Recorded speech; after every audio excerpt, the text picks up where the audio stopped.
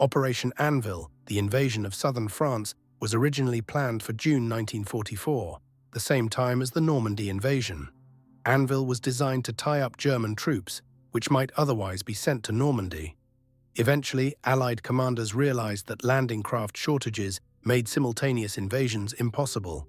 American political and military leaders still supported a second invasion, seeing it as a way to protect the right flank of the advance from Normandy from possible attack by German forces in Italy. The two Allied spearheads would eventually link up to form an unbroken Allied front across France. The southern invasion would capture major French ports, particularly Marseille, to help land supplies.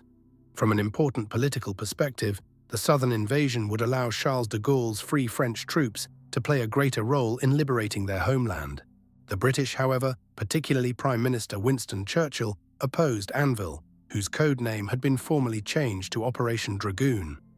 Churchill favored an attack through the Balkans or expanded support for the war in Italy, and he was politically motivated. The Italian campaign had an overall British commander, and any attack into the Balkans would have a British commander. An American general would command in southern France until the force linked up with the main force from Normandy under General Dwight D. Eisenhower, also an American. Few British soldiers would participate in the Anvil Dragoon landings. American units would provide the main invasion force, with French units brought in as soon as possible. The American 7th Army, under the command of Lieutenant-General Alexander M. Patch, would conduct the landings with the three divisions of Lieutenant-General Lucian K. Truscott Jr.'s 6th Corps hitting the beaches. Major-General John E. O'Daniel commanded the regular Army 3rd Division. Major-General William W. Eagles commanded the 45th Division, with origins in the Oklahoma National Guard. And Major-General John E. Dahlquist had been brought in from the 70th Division to replace Fred Walker as commander of the 36th Division. The Vick's Corps did not control the other units in the invasion. Airborne assault troops, including a British parachute brigade and light artillery battalion, would be commanded by Major-General Robert T. Frederick, whose old 1st Special Service Force, a combined Canadian-American unit, was now under the command of Colonel Edwin A. Walker. Two French commando units would also take part in the landing. Additional assistance would come from the French Forces of the Interior, FFI, better known as the Maquis. The Maquis had 75,000 men and women in the field, but only about 1/3 were armed. The main body of French troops was to come in after the first wave. General Jean de Lattre de Tassigny would temporarily serve as commander of the 1st French Corps brought into southern France.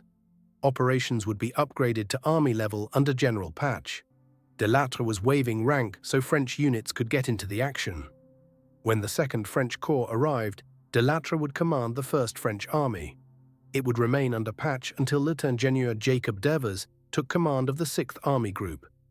German Army Group G, under General Johannes Blaskowitz, occupied defensive positions in the south of France under the overall direction of OB West, the High Command for Operations in France. The German First Army in southwest France had withdrawn most of its men to the Seine River in early August, and the Elcax Fauve Corps was the only remaining element. The 19th Army had 7 divisions in the area, but only 1 reserve division near the invasion beaches. In the days before the invasion, the 11th Panzer Division was spotted on its way to southern France. The Germans had about 30,000 men in the assault area, 200,000 within a few days' march, and perhaps another 50,000 also available. The Germans expected an Allied landing roughly when and where it came. Selecting the landing areas. According to the official US Army history, the choice of assault sites along the Mediterranean coast of France was in large measure dictated by the Anvil operational concept: to land in southern France, seize and develop a major port, and exploit northward up the Rhône Valley. 3 major mountain masses, with natural corridors to the north, rise close to the coast.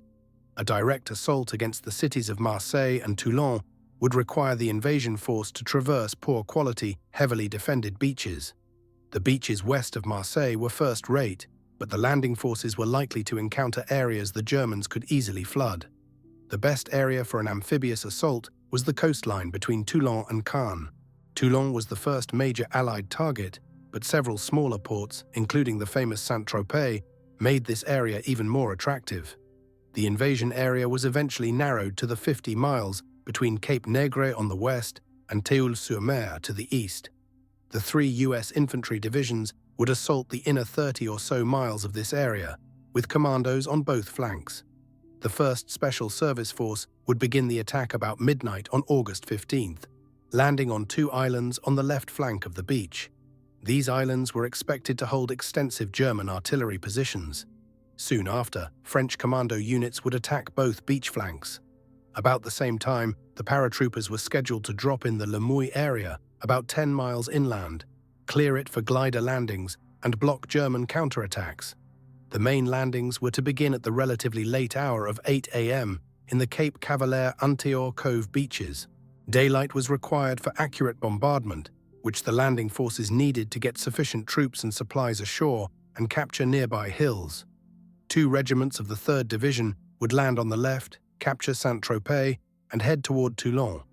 2 assault regiments of the 45th would land in the center of the Allied front, take the nearby hills, and capture Saint-Maxime. The 36th would play a basically defensive role on the right. The division was to advance to the nearby hills, make contact with the paratroopers, and seize the small port of St. Raphael. Only 1 regiment was scheduled land at H-hour, about 4 miles east of St. Raphael. 1 battalion would land at Antioch Cove, 3 miles away. The 2nd Regiment would land at the same beach, with the 3rd landing at 2 p.m. between the mouth of the Argens River and St. Raphael. The invasion planners expected that the 3rd Regiment would be supported by elements of the 45th Division. If necessary, however, the 3rd Regiment could land at the main landing beaches to the east. The invasion of southern France begins. The invasion convoys left as scheduled, and things seemed likely to go well. The poetically written Operations in France for the month of August 1944 for the 142nd Infantry Regiment describes the landing 100 small craft bobbed up and down in the blue Mediterranean within 1,000 yards offshore, waiting. Hundreds of other vessels, large and small, were in the vicinity, each with an assigned job to perform. Looking toward shore from the sea, spectacular white streamers of smoke fanned out in clusters as phosphorus smoke shells burst in the air. Billows of smoke poured from floating pots laid to form a protective screen. The 3,000 men in the 100 small craft watched all this with anxious interest. Southern France was being invaded. Every previous landing on the continent had been met by heavy German resistance.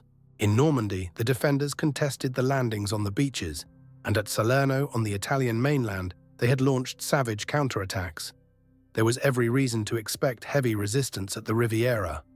The French resistance, the FFI, actually struck the first blow of Anvil Dragoon. After August 1st, incidents of sabotage in southern France made it difficult for Army Group G to maintain communications. The Germans were forced to use combat troops to keep supply routes open to the Riviera since rail and phone lines were regularly cut. Army Group G had a great deal of trouble communicating with OB West, near Paris, and with its units on the Atlantic coast. The mountains made it difficult to communicate by radio. The FFI had become so aggressive that the Germans could only move large, well-protected convoys along the highways and railroads in southern France. By August, General Blaskowitz considered the FFI as being an effective army in his rear. The commander of Task Force Butler, an ad hoc pursuit force General Truscott had created, wrote, "The German dread of the Marquis came to the surface continuously during our race into the interior. Really, some of our adventurous young officers became quite persuasive salesmen. Many a garrison was taken after a few shots. An American advanced under a white flag and a parley. If the German commander could be convinced that he and his force would become American prisoners and not be turned over to the French, surrender usually was accomplished. By the time of the invasion in southern France, the Germans only had effective control over the Rhône Valley, the Carcassonne Gap, and strips along the Atlantic and the Mediterranean. Extensive strategic Allied bombing contributed to the German confusion by destroying most bridges over the major rivers. Tactical bombing and shelling, however, did not heavily damage German defenses in the landing area. Paratroopers disrupt German communications.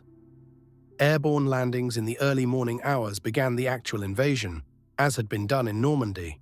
Aided by cooperating French resistance forces and commandos landed by sea, the paratroopers succeeded in cutting off most of the invasion beaches from reinforcements. Task Force Butler's commander later wrote, "The airborne operation was highly effective and so disrupted communications in paralyzing the German 62nd Corps headquarters. The enemy was forced to destroy his radio the first day, that the German Corps lost track of what was happening on the beaches." Indications are, however, that German commanders were not fooled by deception measures, including dummy paratroopers, similar to those used in Normandy. The attack on the beaches themselves opened with a naval artillery barrage. Two of the three assault divisions, the 3rd and 45th, experienced little significant resistance to their landings. By the time August 15, 1944 was over, the 3rd Division had entered Saint-Tropez, but found it already had been liberated by the FFI, and paratroopers dropped in the area by mistake. By the end of the day, elements of the 3rd had linked with elements of the 45th Division, which did not get as far inland. However, it did not require the services of its 3rd Regiment, the 179th Infantry, being kept in reserve. A platoon of the 45th Reconnaissance Troop met up with airborne units south of Le Moy. The 36th Division did not have as easy a time. 4 initial color-coded beaches had been selected near the French city of Saint Raphael, from east to west, red, green, yellow, and blue. Yellow Beach would have been an excellent landing site, but the troops would have had to go into an estuary and contend with heavy German fire from behind as well as in front. Regimental records for the 141st Infantry report, "The area around the bay was so heavily fortified and its waters so extensively mined that no attempt was to be made to assault the beach. This beach would be flanked and attacked from the rear. When it was taken, engineers would prepare the beach for landing supplies." Minimal resistance met at Green Beach. There was little resistance on most beaches that day. Still, an amphibious landing was an unforgettable experience. A history of the 141st Infantry Regiment describes their landing. "Now we were 2,000 yards offshore, and the great rocket ships began to send their screeching cargo into the air. The sea was rolling lightly, and the increased speed threw a fine salt spray into our faces. At 1,000 yards, the din of thousands of rockets and the shells crashing into the beach ahead become a steady roar in which the concussion caused by no single shell or group of shells could be heard. Now the water became rough, and the boat lurched violently from side to side. The 1st Battalion of the 141st Regiment was the only one to use Blue Beach, the farthest to the east. The regimental combat team had been split up to assault 2 separate beaches, reports the 141st's history. The 2D and 3D battalions assaulted Green Beach, while the 1st Battalion assaulted Blue Beach. Neither Green nor Blue Beaches could be called beaches in the technical sense of the word. An extremely narrow strip of rocky shale separated the water from steep embankments directly to the rear of both beaches.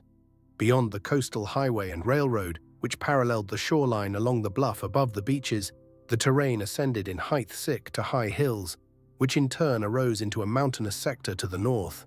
The entire shore area was dotted with villas, hotels, and resorts of the famed Riviera Côte d'Azur. The area was also dotted with German defenses, including, according to the regimental history, pillboxes, in advantageous defensive positions flanked by trenches. Other than the narrow beach, all portions of the land bounding the narrow inlet comprised rocky cliffs. The 1st Battalion of the 141st met some resistance, but managed to quickly seize high ground overlooking the beach and capture 1,200 German prisoners. The battalion won a Presidential Unit citation for these actions. The other 2 battalions in the 141st landed on Green Beach just after 8 a.m. against light resistance. The beach line was a sight to behold. The Navy had done a superb job. The only remaining signs of the barbed sick wire entanglements was a picket here and there, reported the 2nd Battalion of the 141st. These battalions quickly took the high ground near this beach. The post-war regimental history continues. For most of us, the memory of D-Day in southern France is not too unpleasant. It had been a spectacular show. We had suffered few casualties, and our regiment had taken the beach, over which almost the entire division had landed, before midnight on D-Day. Almost to a man, we liked the first impression of France. D-Day was warm and sunny, and the reddish firm soil was a welcome contrast to the powdered ankle-deep dust of Italy. The 143rd Regiment started to land on Green Beach at 9:45, followed soon after by Division Commander Dahlquist and his staff. They planned to watch the 142nd landing on Red Beach, several miles to the west, and assist if needed. The 2nd Battalion headed directly towards St. Raphael, but encountered stubborn resistance from several German strongpoints. By 2 p.m., its lead elements still had not reached St. Raphael. Red Beach proves to be well defended. The Red Beach landing was to take place several hours after that on Green Beach to give the 143rd time to head west and take the heights dominating Red Beach. The division was eventually supposed to occupy a line on the right flank of the corps, with a 12 to 15-mile depth inland. Red Beach, however, was the most heavily fortified of the assault beaches. It was later discovered that most of the defenses of Green Beach had been removed to strengthen those of neighboring Red Beach. Heavy bombardment and the use of drone boats filled with explosives failed to sufficiently clear obstacles from the beach. At one point, one of the radio-controlled drone boats, loaded with explosives, reversed course and headed straight at the invasion assembly, to the distress of everyone watching. Fortunately, it turned again and ran aground on an inlet near Red Beach without exploding. The 142nd's records report Red Beach was the obvious place to land in this coastal sector, and its defenses had been stoutly organized by the enemy. A broad sandy beach was near the small port of St. Raphael and the town of Prejus. Access to it was essential for the quick follow-up of supplies and equipment, which must accompany any invasion force, and in this particular facilitate the intended drive of the army northwest, in the Argens River Valley, to cut off the ports of Toulon and Marseille. The alternate plan anticipated the possibility of the 142nd Infantry landing behind the 141st and 143rd on Green Beach. An apparent disadvantage lay in the fact that it hardly seemed feasible to land a whole division with the necessary armor and vehicles over the one rock-enclosed beach. The 142nd was finally scheduled to land on Red Beach at 2 p.m. Colonel George E. Lynch, the regimental commander, radioed his leading battalion to ask about the delay and learned of the poor performance of the drone boats. The surprise switch from Red to Green Beach. At 3:15, the commander of the naval assault on Red Beach, Rear ADM, Spencer Lewis, ordered the landing craft to head to Green Beach. General Dahlquist ordered the 142nd to land on Green Beach. St. Raphael and Red Beach were captured from the rear within 2 days. Lieutenant General Truscott was watching the planned Red Beach landing. He thought the bombardment was going well and was shocked to see the landing flotilla first stop and then head back out to sea. His boss, 7th Army Commander Patch, and overall Navy Commander Vice Adm. H.K. Hewitt shared Truscott's feelings. Truscott later wrote, "Then, while we watched helplessly, to our profound astonishment, the whole flotilla turned about and headed out to sea again. Hewitt, Patch, and I were furious. Truscott, in fact, threatened to relieve Dahlquist or court-martial Colonel George Lynch, the commander of the 142nd Infantry, if either of them had ordered the diversion." In his 1954 memoirs, Truscott wrote that the diversion and the apparent delay in capturing Red Beach and St. Raphael set back the schedule for the whole operation.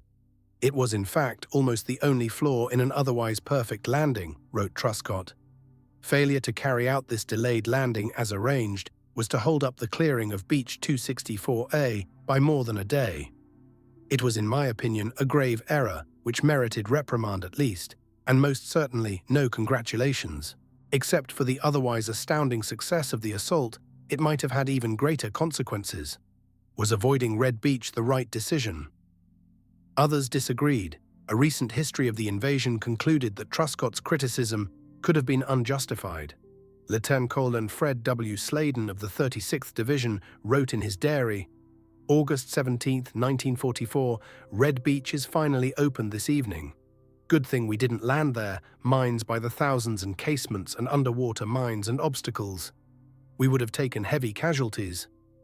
A member of the division, who later wrote a history of the 36th Division in the last year of the war, also quoted General Tassigny as supporting the decision to switch beaches. The same division veteran offered his own opinion. "The diversion was correct, the decision to do so was correct, and the results were more than satisfactory." Lieutenant Colonel Lynch later said he felt his regiment would have been so damaged by a Red Beach landing that it would have been unable to meet most of its later objectives. The diversion did not hurt Lynch's career, as he eventually retired from the army as a major general. The diversion came as a surprise to the Germans. The 142nd's record of operations reports a German Corps staff officer admitted that they had never imagined that we could or would attempt to land a whole division on Green Beach. The 36th strikes inland. By the end of the second day, as the poetic clerk of the 142nd phrased it, the beachhead was now secure, and our forces were rapidly fanning out beyond. The invasion success was won with lightning suddenness and meager casualties. The controversial diversion had worked and left all regiments of the 36th Division in excellent shape for the work that followed. With the amphibious aspect of the operation completed, the 36th Division was positioned for more conventional land operations. The blue line of the initial bridgehead was reached, and Truscott issued new attack orders before dark on August 16th. The two primary French Riviera ports, Marseille, the largest in France, and Toulon, were taken by French divisions serving with the 7th Army on August 28th, far sooner than expected. The port facilities were repaired and put into service as major supply avenues for the entire Allied effort. On August 17th, Army Group G was ordered to pull back to the tough Vosges Mountains. The Allies knew about these orders almost immediately. The rest of August and a good portion of September consisted of a giant race, sometimes hindered by the need to overcome supply problems. "Our vehicles are too few in number for what we have to haul," one American company reported. The desperate race was an attempt to stop the withdrawing German forces from reaching stronger positions in the mountains along the German and Swiss borders. The Germans start pulling out of southern France. The German coastal defenses of southern France were undermanned, as many troops had been withdrawn to fight the Allied effort in Normandy when the Germans finally realized it was the main invasion. Hilly terrain focused this withdrawal to the roads running up the Rhône River Valley. With the disorganization of the Germans and their attempt to withdraw up the Rhône Valley, the campaign developed into a fight for the valley and control of road nets, wrote a company historian in the 142nd Regiment. With great mobility, units were maneuvered on the flanks of the enemy, destroying their convoys and large quantities of materiel and personnel. Apparently, the shortage of vehicles among American formations was overcome before August 22nd, when Task Force Butler and elements of the 141st Infantry arrived at Montelimar. The Germans were withdrawing their troops in southern France back to the Vosges Mountains. Intelligence reports indicated that they were not going to move troops from Italy to southern France, but would continue to mount a strong defense north of Rome. Lieutenant General Patch, commander of the 7th Army, planned accordingly. With no concern about his flanks, Patch could use virtually all of his forces in as rapid an advance as possible up the Rhône River Valley. Patch wanted to get ahead of the Germans, block their path, and force them to attack at places the Americans chose. One such place was just north of the city of Montelimar, 120 miles from the invasion beaches, 80 miles inland from the coast. The Rhône River Valley and its two major highways run virtually north to south. It was the quickest, most logical route for a retreating German force, especially one protected by the powerful 11th Panzer Division, which was heading to the area. The valley has one particularly significant characteristic. It varies in width.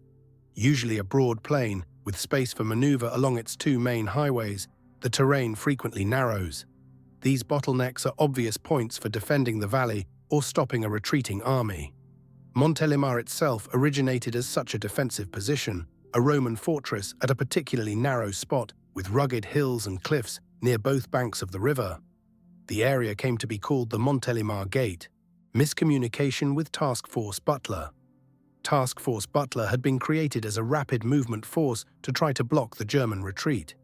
In order to leave him with an exploitation force if French armor was taken from his command, about a week before, the Anvil Dragoon Invasion 6th Corps commander Truscott had planned to put together a provisional armored group from elements of the Corps. Placed under the command of Brig.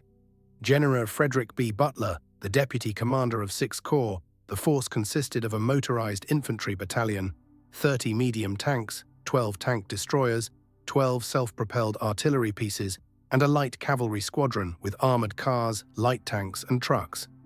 While Task Force Butler has been described as balanced and mobile, it was not particularly strong, with a complement equal to somewhere between 1 and 2 regiments. By August 19th, Butler's force, to which had been added a battalion of the 143rd Infantry, was already speeding northwest, preparing to swing around in front of the Germans. The force reached Cisteron about halfway to Montelimar by noon. About this time, Patch told Truscott to have a division ready to advance northward in the general direction of Grenoble. Truscott ordered Dahlquist to have the 36th Division ready to move early the next day. Truscott expected that at least one regiment of the 36th would reach Cisteron by the end of that day. Butler was told to await Dahlquist, but also to continue patrols westward to seize the high ground north of Montelimar. Butler never got this message. The mountains, which had interfered with Army Group G and 19th Army radio transmissions, affected American communications as well. The only instructions Butler received on the night of the 19th stated that the mission of the task force was unchanged: reconnaissance northward. Shortly before midnight, Butler reported that he intended to continue in the morning. He also reported a shortage of fuel and asked for further instructions, particularly whether he should head north to Grenoble or west to Montelimar. Butler was uneasy remaining stationary at Cisteron within enemy territory. The FFI had reported a strong German force at Grenoble and one within 30 miles of Task Force Butler. Butler was oriented toward a northward advance, but sent his operations officer by liaison plane to Corps headquarters for more specific orders. On the evening of the 20th, Brigadiers General Robert Y. Stack, Assistant Division Commander of the 36th, arrived with part of the division headquarters and the remaining 2 battalions of the 143rd Infantry. The operations officer had returned with the news that further orders would be coming that night. Stack reported that the 36th Division was headed north, with the 142nd now 35 miles away. The 141st would follow the next morning. Stack warned Butler, however, that the division was still being hindered by shortages of fuel and trucks, and he did not know when it would arrive. The 143rd was to head for Grenoble the next morning. Stack thought this was the most logical move for Butler. Radioing Dahlquist that evening, Stack relayed instructions for Butler to stay in the area of Cisteron until most of the 36th had arrived. Several hours later, after speaking with Truscott, Dahlquist told Butler to stay in the area and cancelled the move to Grenoble. Finally, at about 8 p.m. on August 20th, Truscott ordered Butler to move as rapidly as possible to Montelimar at dawn the next morning, seize the town, and block the German route of withdrawal. The 36th Division would follow as quickly as possible. A slight change in the written orders, received by Butler early the next morning, told him to seize the high ground north of Montelimar, but not the city before dark the next day. 2 battalions of Corps artillery were being sent, but only 1 infantry regiment with supporting artillery and other units, the 141st, was specifically ordered to immediately join Butler. The rest of the division would not be ordered to the Montelimar area until 24 hours later. Dahlquist would take command as soon as he arrived on the scene. The Montelimar battle square Butler's force, which had been spread out and oriented north to Grenoble, was regrouped on the morning of the 21st. Some of his force had to be left to secure his rear until the 36th Division elements could arrive. By the end of the day, however, the bulk of Butler's force was within 13 miles of the Rhone River at the town of Crest. Crest was the northeast corner of what came to be known as the Montelimar Battle Square. Boundaries for this area were the Drôme River on the north, the Rhone River on the west, the Roubian River on the south, and the implied line north-south from Crest to the Roubian on the east. The area alternates from flat farmland to rugged hilly country. Route N7 runs through Montelimar, 2 miles from the Rhone, and then continues up the valley. A secondary road, D6, passes through Montelimar, then cuts into mountainous country before rejoining N7 about 15 miles north of the city. Railroad tracks run on both sides of the Rhone, with another road paralleling N7 to the west of the Rhone. Butler's men reached Marsanne in the center of the square and blocking D6 late on the 21st. The advance party, under Lieutenant Colbert's Joseph G. Felber, recognized that Hill 300, next to N7, with a clear view of the other Rhone arteries, was the key terrain feature. Unable to occupy the whole ridge, Felber set up outposts, roadblocks, and other positions. Germans were already passing through on the road. A light armor and infantry roadblock was chased back into the hills by a German attack at dusk. The Americans also destroyed the N7 bridge over the Drôme in the northwest section of the disputed area, with no resistance from the Germans. On the north bank of the Drôme, light armor sent west from Crest spotted a German truck column fording a stream. 50 of these trucks were destroyed before the troop was ordered back to Crest to protect the roads to Puy-Saint-Martin in the middle of the square. The 36th fouls up. Just before midnight on August 21st, Butler radioed Truscott to report the task force's arrival at the objective area. Butler said that his forces were thinly spread out, but with more artillery and a regiment from the 36th Division, Butler thought he not only could hold out, but could successfully attack Montelimar the next afternoon. By the next morning, Butler's force had received neither reinforcements nor supplies. The Germans struck first the next day. Units attacked north from Montelimar, taking Sauzet and forcing an American outpost back into the hills. This was just a feint, however. Larger German forces attacked from south of the Roubion River, advancing on Puy-Saint-Martin and Marsanne behind Butler's defenses. Puy was occupied that afternoon, cutting Butler's supply line back to Crest and Sisteron. Fortunately, Butler's unit left to guard his rear at the town of Gap had been relieved by the 36th and arrived in time to successfully counterattack into Puy. Butler thought the German attacks were still only probes to determine his strength. He expected a far larger attack the next morning, August 23rd. No part of the 36th arrived during most of the 22nd, just Butler's own men from Gap and the Croix de Haute Pass and the 2 battalions of corps artillery. The task force was also beginning to run out of tank and artillery ammunition. About 10 p.m. on the evening of the 22nd, the 2nd Battalion of the 141st Regiment arrived. The regimental operations report later stated, "The many miles covered by the regiment in the previous 2 days had placed a severe strain on the service company. The drivers received very little rest, and the supplying of gasoline, rations and water for all units of the combat team proved to be a most difficult and arduous task."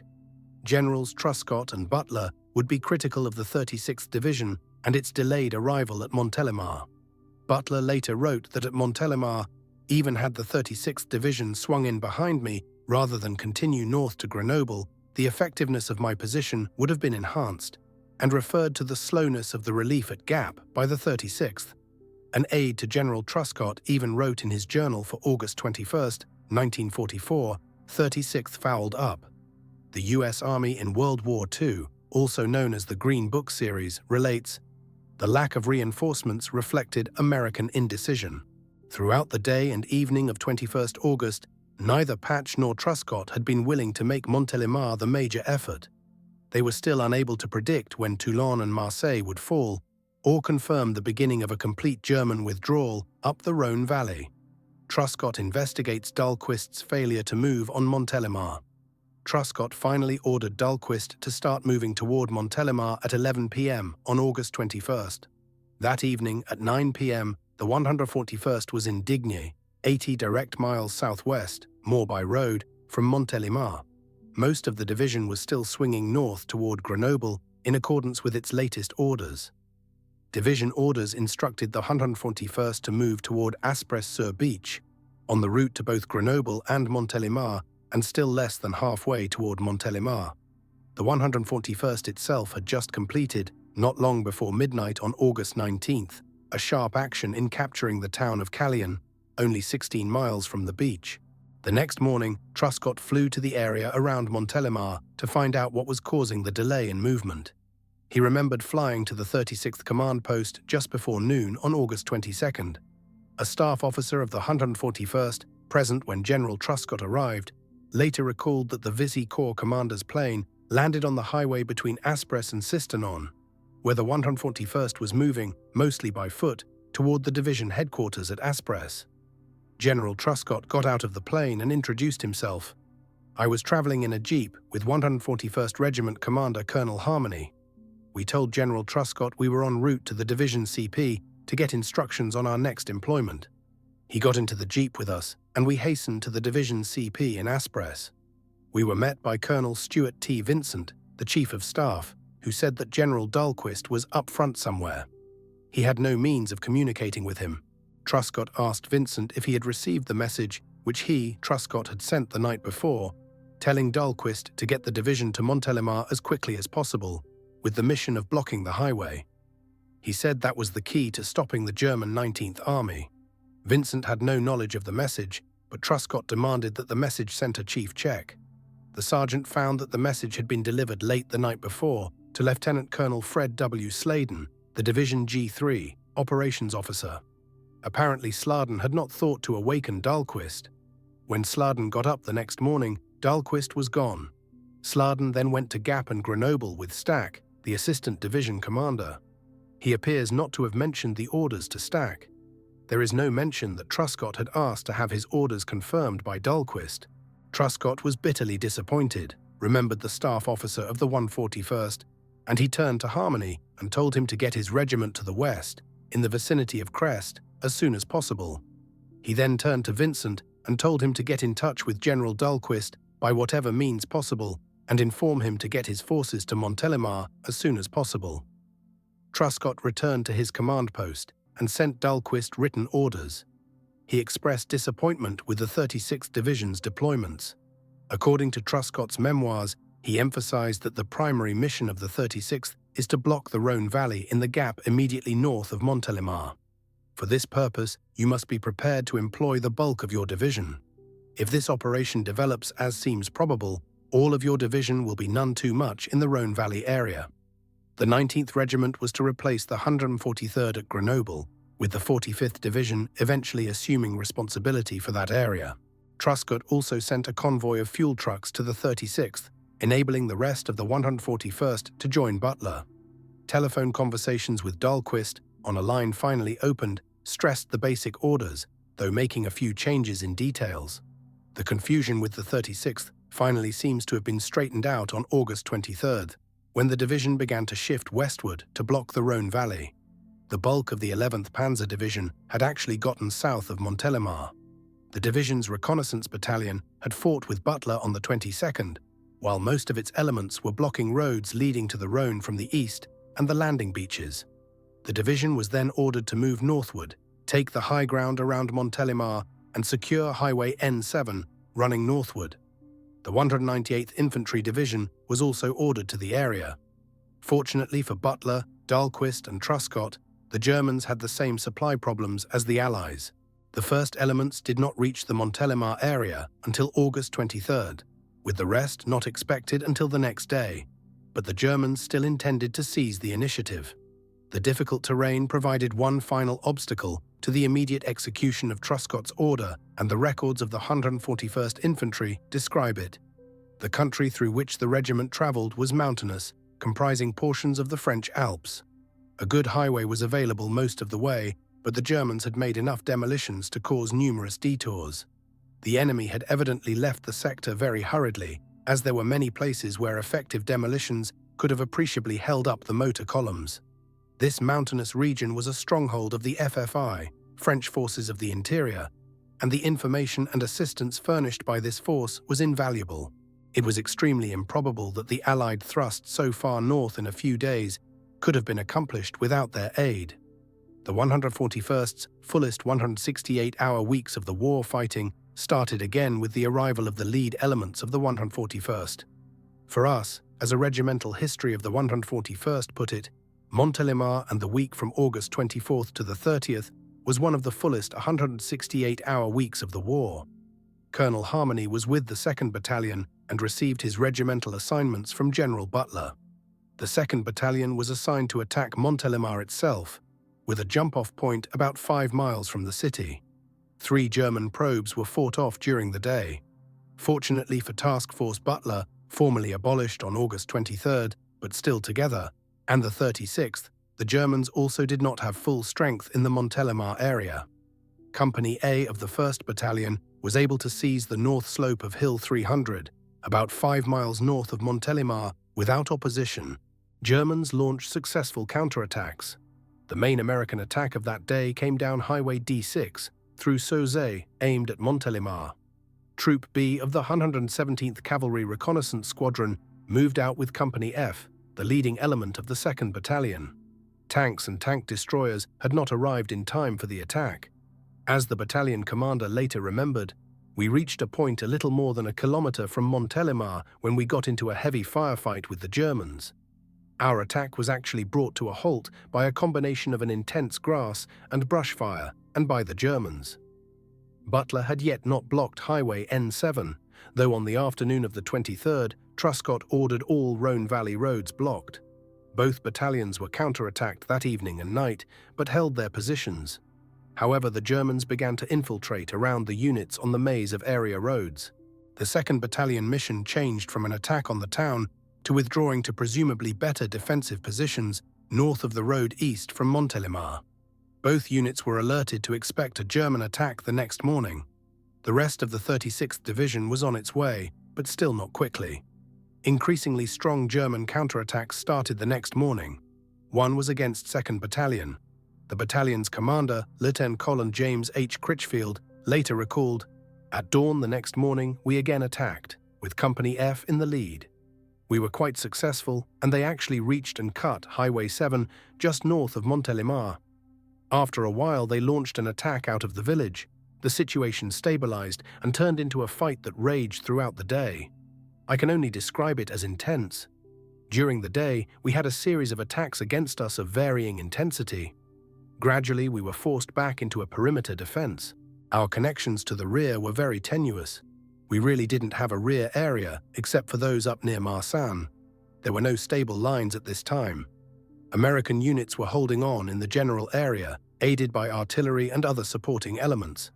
However, they were pushed back from blocking N7, their primary goal in the area. Dahlquist seemed more concerned with holding his position than with any active offense against the German escape route. The 142nd and 143rd, still not in the area, received confusing orders from division headquarters. Truscott spoke with Dahlquist, again reminding the division commander to block N7. One can only imagine what Truscott would have said if he had learned that a copy of Dahlquist's operational instructions for the next day had fallen into German hands. A liaison officer had left them in a jeep, fleeing a German roadblock. Fortunately, all of the 36th Division arrived in the battle square that night. Germans have mixed success. Using complex battle plan, the complex German battle plan for August 25 called for attacks from 6 different directions. If all went well, they would be able to surround and virtually destroy the 36th Division and Task Force Butler. Coordination proved impossible, and the attacks had different degrees of success. One battle group from 11th Panzer, formed around a Panzer Grenadier battalion, attacked eastward along the Drôme River from N7, in the north of the combat area. The attack began just before noon, reaching Grain before 2 p.m., about halfway to Crest, at the northeast corner of the battle square. Other German units seized the town of Alex, north of the Drôme, about the same time. Dahlquist sent what remained of Task Force Butler, a weak battalion with supporting elements, north from Puy halfway to Crest, to cover his supply route. Butler sent a tank platoon toward Grain.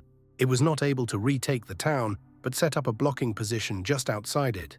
No further German attacks in this area followed. The Germans in Grain seemed content to defend their gains, while their attacks in the southern part of the box had accomplished little. The main American offensive of that day was an attack directly at Highway N7.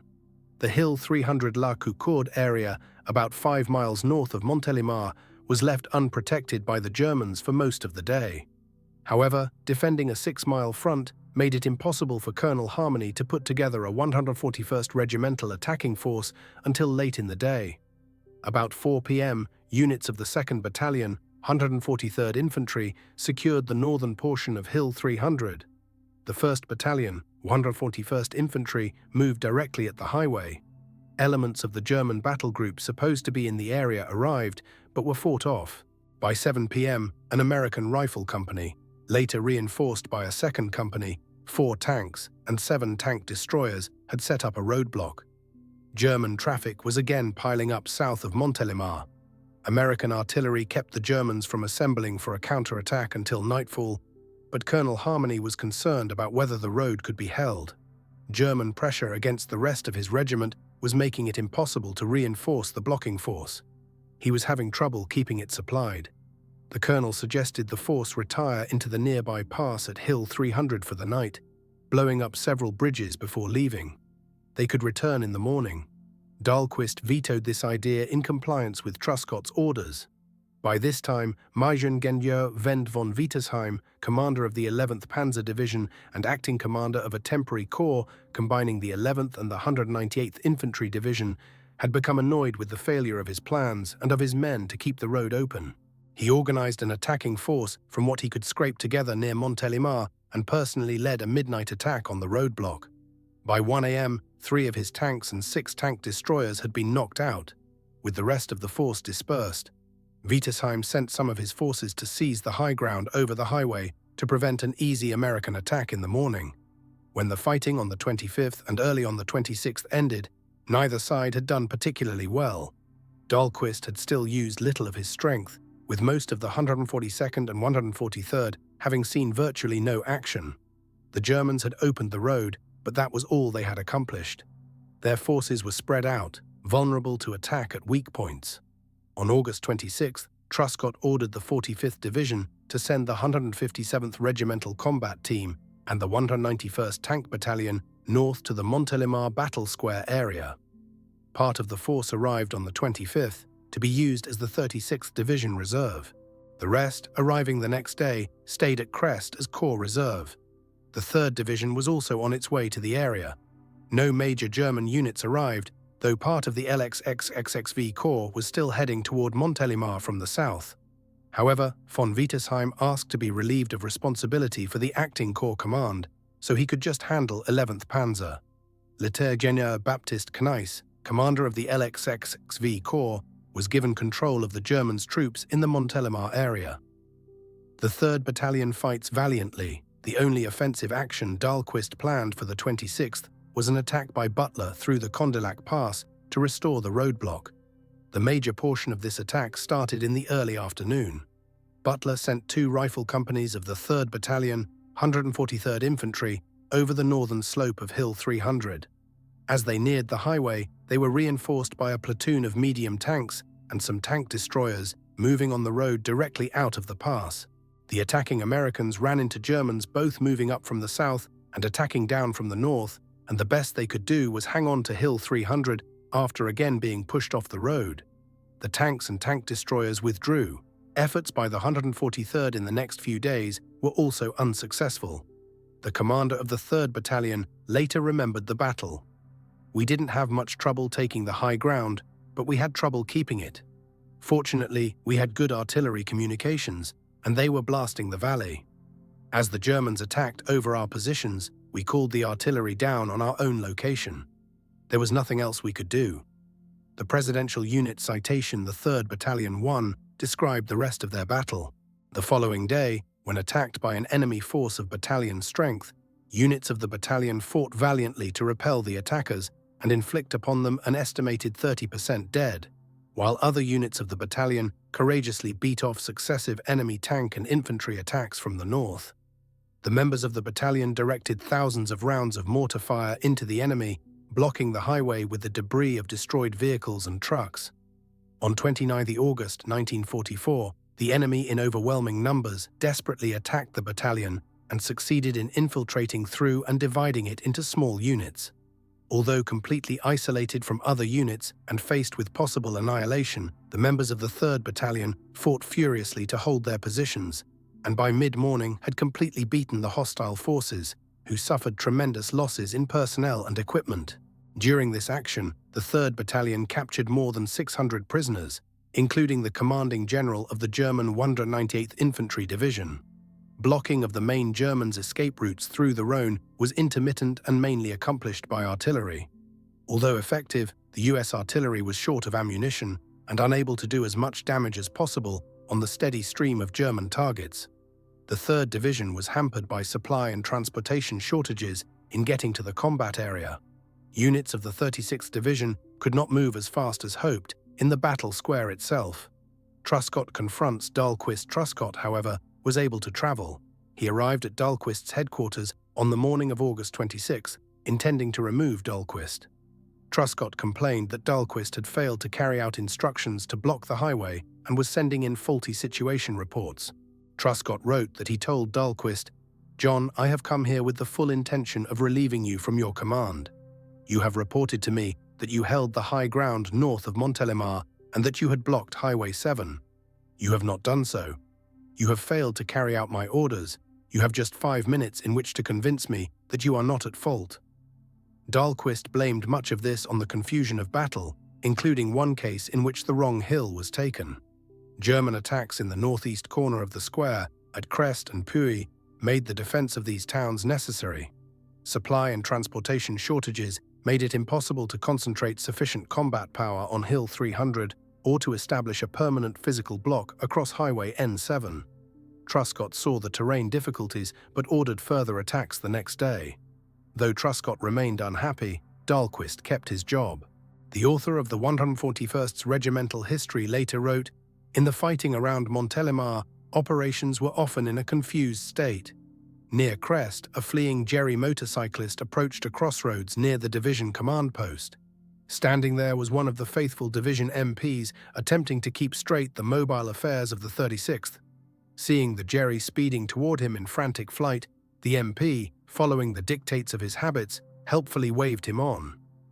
Tactical operations remained basically stalemated through the next few days. Neither side did as well as it might have done. Both failed to capitalize on opportunities. Supply problems made it impossible for the Americans to close the road and trap the Germans' troops. Most made it out, but they took heavy material damage and high casualties. Germans' units passed into the Vosges far weaker than they might have done otherwise. The 36th passes its first test in France. The 36th Division was primarily responsible for this damage, though Dahlquist probably was not as aggressive as he could have been. In a letter written mid-battle, Dahlquist blamed himself for letting the Germans escape. Truscott would agree. However, Dahlquist was new to command of a combat division and had never before worked with Truscott. He probably could have used closer guidance in his first major engagement.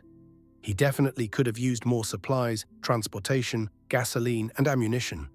The rapid advance inland of the Vissy Corps and the fact that Marseille and Toulon were not captured until the end of the battle and made usable as ports until sometime later made this unlikely. There was room for improvement, but objectively the 36th Division passed its first real test in France. "Our operations in southern France were completed," a division historian summed up.